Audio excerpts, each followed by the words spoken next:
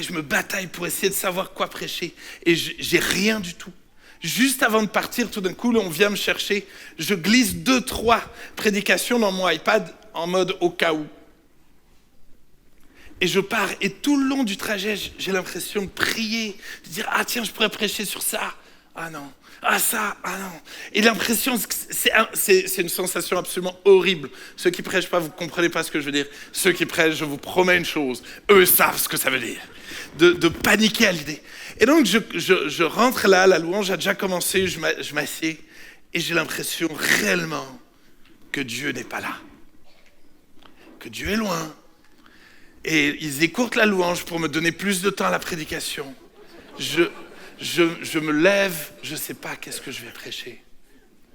Sincèrement, je suis obligé de choisir une prédication au hasard. Je commence à prêcher, je prêche de tout mon cœur. J'ai l'impression de casser les pieds à tout le monde, de me casser les pieds à moi. Et j'ai l'impression que Dieu est parti en vacances à l'autre bout de l'univers. Et tellement de doutes, tellement de dire, mais Dieu m'a lâché, qu'est-ce que j'ai fait de mal? Je veux dire, comment je vais faire? Qu'est-ce que je peux faire pour... Mais tu sais, tu sors tes plus beaux témoignages, mais tu as l'impression que ça ne sert à rien. Et je fais un appel, il y a quand même, bon, c'est extraordinaire, il y a une dizaine de personnes qui s'avancent, mais sincèrement, j'ai l'impression que Dieu n'est pas là. Et tout d'un coup, alors qu'il repart, Dieu me dit, prie maintenant pour le baptême dans le Saint-Esprit.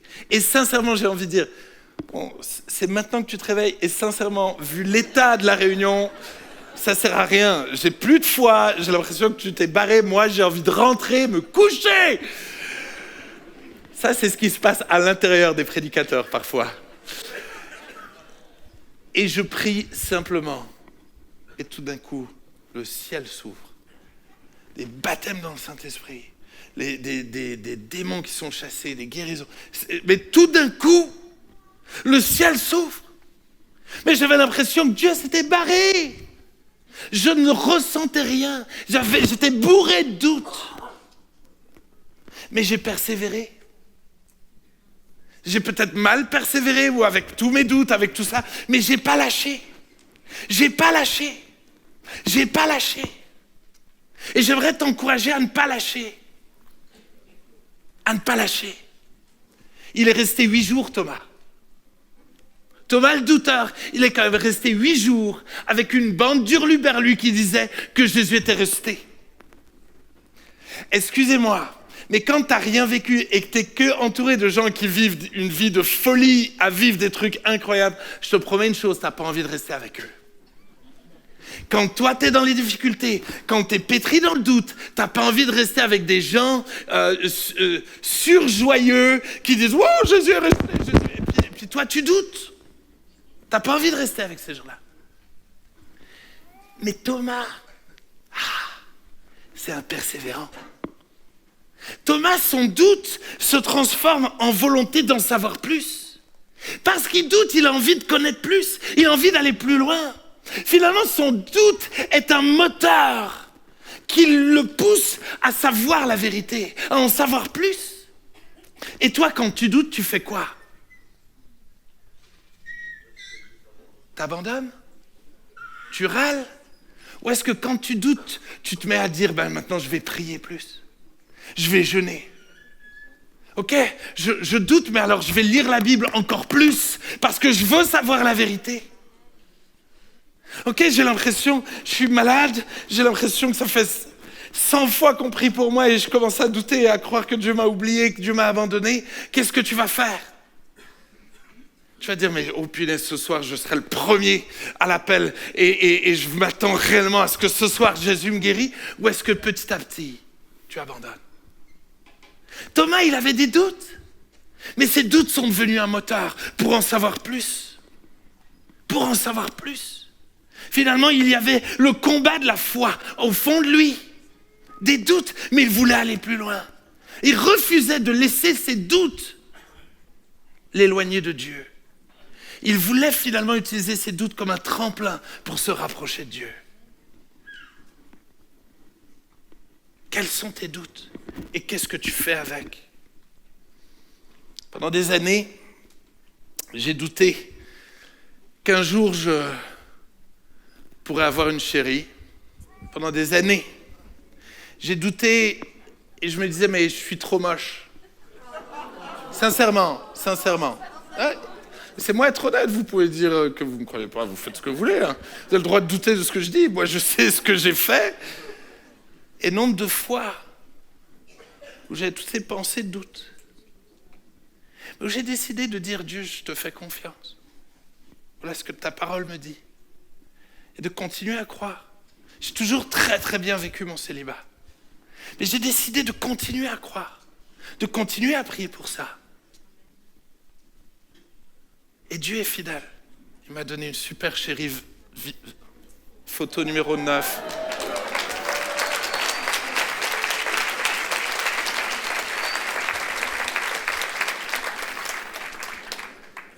Les amis, tes difficultés peuvent durer des années. Ça fait des années que je prie. Des années que je ne voyais rien. Mais Dieu savait. Et j'ai décidé, toutes ces années, de placer finalement ces doutes entre les mains d'un Dieu qui ne me jugeait pas pour mes doutes. Mais qui a su finalement utiliser chacune de mes prières pour façonner ma chérie. Et elle est venue au bon moment. Et les choses se sont faites naturellement. Mais parce que Dieu sait les choses. Il fait mieux les choses que moi. Donc même si je ne comprends pas tout, dans sa grâce, il sait faire toutes choses belles en son temps. Toutes choses belles en son temps. Tu as deux possibilités. Ce soir de dire non mais moi je crois. Moi j'ai pas de doute. Et j'ai peur de t'annoncer que ta foi va très vite devenir très fragile. Parce que tu crois et que tu es sûr de ta croyance, ta foi va devenir très fragile. Parce que finalement, à force de croire que tu sais tout, tu ne t'appuies plus sur lui. Tu n'es plus constamment en train de le chercher lui. Et finalement, ta foi, qui paraît au début très solide, va s'effriter. Et un jour, à la moindre difficulté, tu risques de tout perdre. Mais si aujourd'hui tu reconnais que tu as une petite foi, que tu as des doutes, que tu ne comprends pas tout, que tu ne sais pas tout, mais que finalement ces doutes-là te poussent à dire « Dieu, je veux compter plus sur toi, je veux m'appuyer plus sur toi, comme Thomas ». Alors je te promets une chose, ta foi va grandir, et grandir, et grandir, parce qu'elle va se nourrir auprès de la seule personne capable de nourrir ta foi. Auprès de Dieu, du Dieu vivant, qui ne rejette pas ceux qui doutent, mais au contraire, qui vient réellement à leur secours, au secours de leur faiblesse. Parce que croire, à la limite, les démons croient aussi. Excusez-moi, mais les démons ne doutent pas.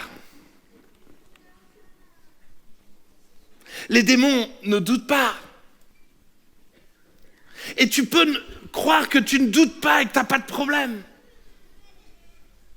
Mais j'aimerais t'encourager à apprendre à être honnête à nouveau.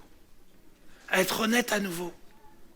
Parce que dans notre vie chrétienne, c'est normal d'avoir des moments de doute, de découragement, des moments où on ne comprend pas tout. Mais ces moments-là sont comme des tremplins pour nous ramener vers Dieu. Alors, qu'est-ce qui va se passer ? Le 8e jour, Thomas est avec tous les autres, tout le monde est en train de faire la fête sauf lui. La porte est fermée, ça veut dire qu'ils doivent avoir quand même une certaine forme de peur. Pourquoi la porte est fermée ? Parce qu'ils ont peur des Juifs, tout ce qui se passe. Ça veut dire qu'ils ont quand même une certaine forme de doute. Et pourtant, eux, ils ont vu Jésus mort et resté. Et alors qu'il est là, Jésus revient. Et alors que Jésus revient, il ne va pas du tout rejeter Thomas, il ne va pas le condamner, il ne va pas. Mais au contraire, il revient que pour lui. Il dit que la paix soit sur vous, les gars. Eh oh, ouvrez-moi cette porte. Que la paix soit sur vous. Ok Thomas, je suis venu pour toi. Oh, regarde mes mains. Vas-y, mets ton doigt dans ma main. Regarde mon côté. Mets ta main sur mon côté. Et Thomas, il est là, il dit, wow. Comment tu sais ça ? Jésus, comment tu sais que j'avais besoin de te toucher? Comment? Oh purée. Oh, ça fait flipper. Ça veut dire que la dernière fois, quand j'ai dit ça, t'étais là. Ça veut dire que même si je te voyais pas, t'étais là, t'avais entendu ma prière déjà à ce moment-là, et tu réponds que maintenant, 8 jours après. Donc ça veut dire, oh purée. Ça veut dire que parce que je te touche, ça veut dire que la prochaine fois, je peux avoir l'assurance que même si je te vois pas, oh, tu es là et tu entends mes prières. Oh punaise, tu es suffisamment patient pour venir que vers moi. Tu entends mes prières, tu entends mes doutes, tu entends mon incrédulité. Oh mais quelle grâce! Comment tu peux m'aimer tellement? Oh punaise, tu m'as permis que je te touche. Tu m'as pas jugé, tu m'as pas condamné. Quelle grâce! La Bible dit que sans la foi, il est impossible de lui être agréable. Mais même si je t'étais pas agréable, ben, toi tu m'as aimé. Même si je t'ai peut-être fait un peu de mal en doutant, mais toi tu m'as pas rejeté. Mais t'es venu réellement te révéler à moi. Quelle chance, quelle grâce j'ai que tu viennes, que tu t'approches de moi. Quel privilège, Jésus. Quel privilège d'avoir un Dieu qui se soucie de moi.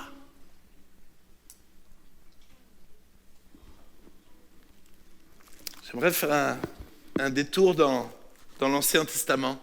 Genèse 45, versets 26 et 28. Je fais un peu cet arrêt sur image-là, parce que j'aimerais que vous réalisiez que la Bible nous parle de ça.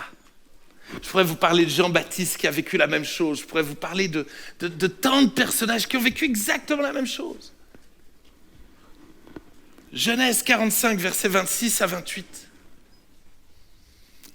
Joseph, qui est l'image de Christ dans l'Ancien Testament, finalement Jacob, son père, ses frères lui avaient annoncé finalement que Joseph était mort. Il lui avait amené finalement sa veste pleine de sang et tout ça. Puis donc finalement, Jacob avait fait son deuil. Un peu finalement comme Thomas qui a fait son deuil. Mais regardez ce qui va se passer au verset 26. Donc les frères lui dirent, Joseph vit encore. Et même c'est lui qui gouverne tout le pays d'Égypte. Mais le cœur de Jacob resta froid parce qu'il ne les croyait pas. Oh, on dirait Thomas. Les autres disciples lui dirent, il reste froid. Alors ils lui rapportèrent toutes les paroles que Joseph leur avait dites. Il vit les chars que Joseph avait envoyés pour le transporter. C'est alors que l'esprit de Jacob, leur père, se ranima. Et Israël dit, c'est assez, Joseph, mon fils, vit encore. J'irai, je le verrai avant que je meure. C'est parce que tout d'un coup, il a vu les chars que Joseph avait envoyés. Il a touché quelque chose. Excusez-moi, mais peut-être vous êtes là pour la première fois. Peut-être vous êtes là et vous êtes athée, ou peut-être vous nous regardez, vous ne croyez pas du tout. Sachez que Jésus veut vous toucher. Il veut se laisser toucher par vous. Il veut se révéler à vous. Il veut agir dans votre vie. Il veut répondre à votre prière. Il veut faire quelque chose de concret pour que votre foi devienne solide. Il veut faire quelque chose. Mais est-ce que tu vas continuer de chercher la vérité? Tu sais, c'est assez marrant, mais la plupart des philosophes ou des scientifiques qui font des petites recherches viennent assez vite à croire que Dieu n'existe pas. Mais bizarrement, ceux qui cherchent vraiment la vérité finissent toujours par se convertir. Cherchez actuellement les philosophes actuels, vous allez voir des témoignages surgir des philosophes qui cherchent à fond. Je veux dire, c'est assez impressionnant de voir ceux qui se contentent d'une information vue à la télé. Ouais, moi je crois pas, c'est l'évolution, et puis voilà. Finalement, tu doutes de ce que tu veux douter, mais tu cherches pas vraiment la vérité. Et si ce soir tu es là, j'aimerais t'encourager à chercher la vérité, à avoir soif de Dieu, soif de le connaître, soif de savoir la vérité, à chercher de tout ton cœur. Mais la Bible nous dit que si tu cherches, tu vas trouver. Thomas avait soif d'en savoir plus. Il avait envie de savoir, il avait envie de connaître. Il avait envie d'être touché. Il avait envie de vivre quelque chose. J'ai peur de voir tellement de gens qui ont peu soif. Tellement de gens. J'aimerais vous juste raconter le témoignage d'Aurélia, photo numéro 4. Photo numéro 4. Aurélia Chalard, une jeune fille qui a grandi dans l'église, qui est partie finalement pour être professionnelle du cirque. Et souvent, cette jeune fille a douté d'elle-même. Elle a fait énormément d'erreurs. Elle a raté tellement de choses. Je ne vais pas rentrer dans les détails de sa vie. Elle a souvent raté des choses. Elle a souvent eu l'impression que Dieu ne pouvait pas l'utiliser, ni dans le cirque et dans tout ça. Et alors qu'elle vient avec tous ses doutes, elle a décidé de suivre Jésus. Elle a décidé de venir à ce voyage en Guyane et dire, il n'y a pas moyen, mais je veux payer pour mon voyage et je veux vivre quelque chose. Mais, je ne sais pas, le deuxième jour, tout d'un coup, alors qu'on est tous ensemble, tout d'un coup, elle sent dans son cœur qu'elle doit aller visiter l'école de cirque de Saint-Laurent-du-Maroni, de là où on était. Et alors qu'elle va visiter là-bas, elle va rencontrer Émilie, c'est la photo suivante. Elle va rencontrer Émilie, la responsable de l'école de cirque.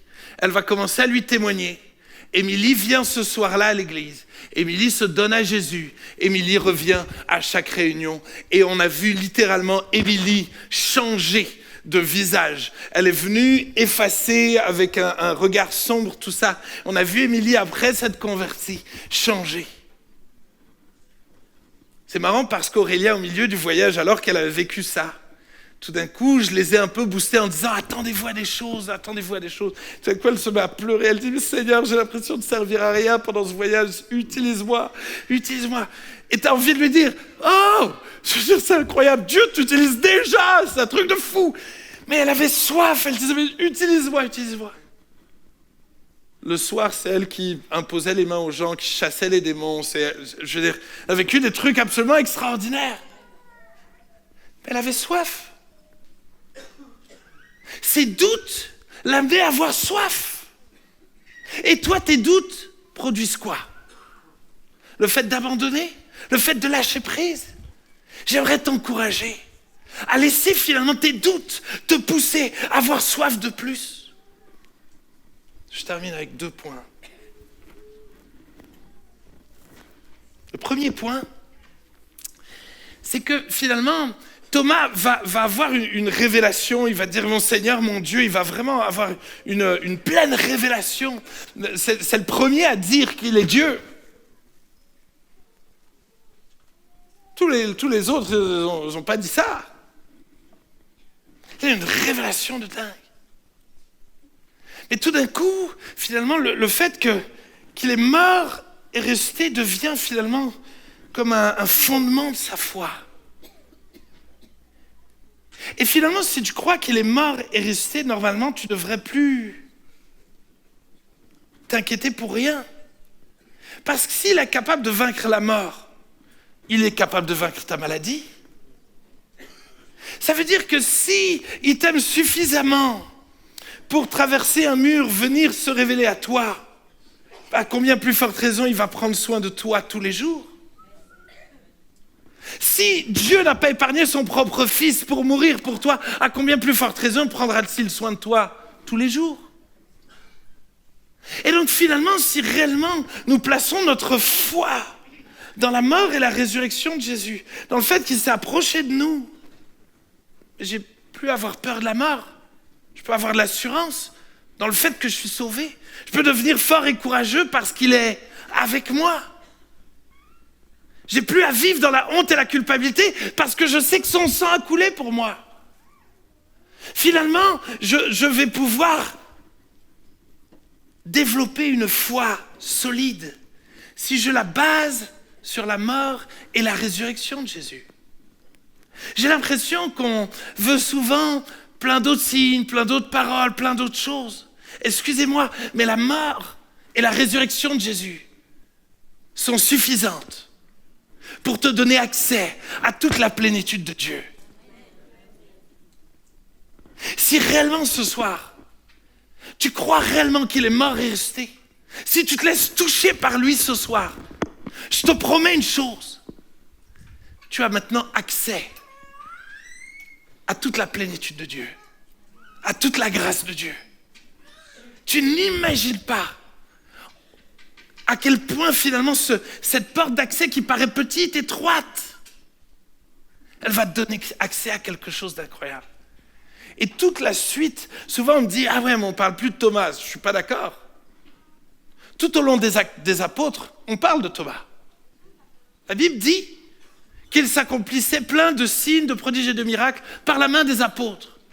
Il n'y a pas d'astérix sauf de la main de Thomas. J'ai peur que des fois on est très très sévère avec Thomas. Mais je crois qu'il faut savoir lire la Bible complètement. Constamment, on voit par la main des apôtres. Si Dieu avait voulu dire non, Thomas, vraiment, là, ce jour-là, il était disqualifié. Vous inquiétez pas, Dieu est un Dieu de vérité, il l'aurait dit. Mais s'il dit par la main des apôtres, ça veut dire que tous les apôtres étaient utilisés. On estime qu'il y a un réveil absolument énorme en Inde qui s'est produit au travers de lui. On estime que son ministère a été incroyable. Je ne connais pas les détails, j'y étais pas. Tout n'est pas marqué avec spécificité dans la Bible. Mais je crois réellement que par cette petite porte d'accès, il est rentré dans une nouvelle dimension. Et je crois que tes doutes vont te permettre de rentrer dans des nouvelles dimensions. Si tu sais placer tes doutes entre les mains de Dieu. Je termine et j'ai envie de vous parler de Julien. Julien est là, alors qu'une photo va s'afficher, c'est la photo numéro 2. Je voudrais vous parler de Julien. Julien, un jeune qui finalement est venu il y a quelques années dans mon groupe de maison. C'est le jeune avec les cheveux longs qui est sur votre gauche et sur ma droite. Julien est venu et la première fois où il est venu, il m'a dit « je suis athée ». Moi, je ne crois pas du tout en tout ça. Mais il est venu, il est resté toute la réunion. Je me suis dit « purée, il est courageux, il participait, tout ça ». Sauf que la fois d'après, il était encore là. Et il m'a encore dit « non, mais je suis athée, moi je ne crois pas ». Mais il était encore là. Mais la fois d'après aussi, et la fois d'après aussi, et la fois d'après aussi. Et il a même commencé à nous accueillir chez lui pour faire la connexion. Vous imaginez bien que dans la connexion,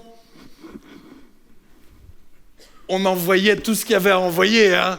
On étudiait les Écritures, on priait. En cachette, on priait tous pour Julien, ça c'est sûr. et finalement, pendant des années, il était là en mode « non, moi je suis athée, non, moi je suis athée ».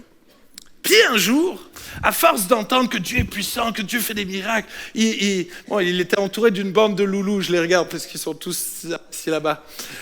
Il était entouré vraiment d'une bande de loulous qui des fois n'était pas toujours un exemple au top. Hein. Mais en tout cas, il entendait ça. Et puis un jour, quelqu'un du groupe perd un bracelet. Et puis pendant, je sais pas, 2 heures, je sais pas, Julien, 2 heures, ils ont cherché. En tout cas, ils ont cherché pendant tout ça. Et puis, au bout d'un moment donné, il se dit, mais attends, ils disent tout le temps que quand on prie, Dieu répond. Tout d'un coup, il s'est mis à prier. 30 secondes après, il trouvait le bracelet. Et tout d'un coup, de dire, oh purée, genre ça marche. Mais sa fierté faisait que, ouais, non, mais je crois pas trop. Et puis... Mais il a commencé à lire la Bible. Ou un peu avant, il a commencé à lire la Bible. Mais le gars, il continuait de venir. Puis, il y a quelques mois de ça, il est dans une connexion. Puis tout d'un coup, le nouveau responsable de la connexion, il a une parole de connaissance. Il n'avait aucune idée, puis d'un truc super précis. Et tout, je ne vais pas vous dire que c'était quoi la parole de connaissance, ce serait dingue que je le disais. Mais tout d'un coup, il a commencé à s'effondrer, à dire « Mais wow, c'est moi ça! Comment tu sais, Dieu ?» Tout d'un coup, Dieu l'a touché. Et aujourd'hui, il est là à chaque culte, dimanche, mardi. Julien, je suis trop fier de toi, c'est la bombe. Waouh! Mais il était athée, bourré de doutes. Mais il n'a pas lâché. Il était plus fidèle que beaucoup d'autres personnes. Il avait soif. Il avait envie d'en savoir plus, de connaître plus. Et Dieu, dans sa grâce, quand on le cherche, il se laisse trouver. J'aimerais inviter mes amis à me rejoindre de l'équipe de louange. J'aimerais qu'on puisse fermer nos yeux. J'aimerais qu'on puisse fermer nos yeux.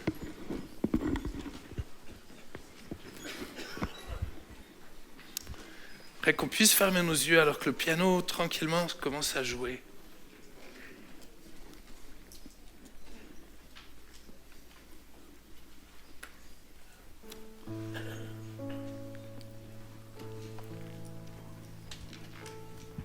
Ce soir, Jésus est là. Peut-être que tu le sens, peut-être que tu le sens pas. En tout cas, on ne le voit pas. Pourtant, il est là. Très attentif à tout ce qui se passe. Très attentif à nos pensées, à nos cœurs. Jésus est présent dans ce lieu. Et il nous cherche, comme il est venu chercher Thomas.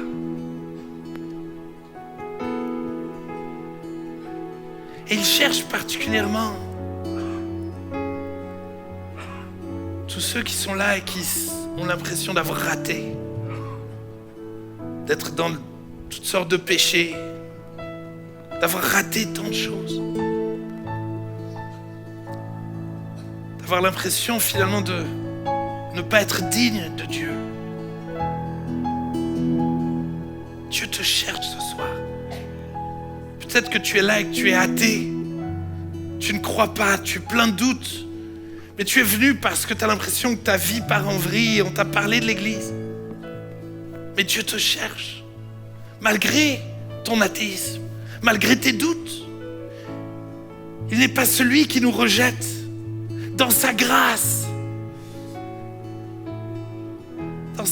infinie.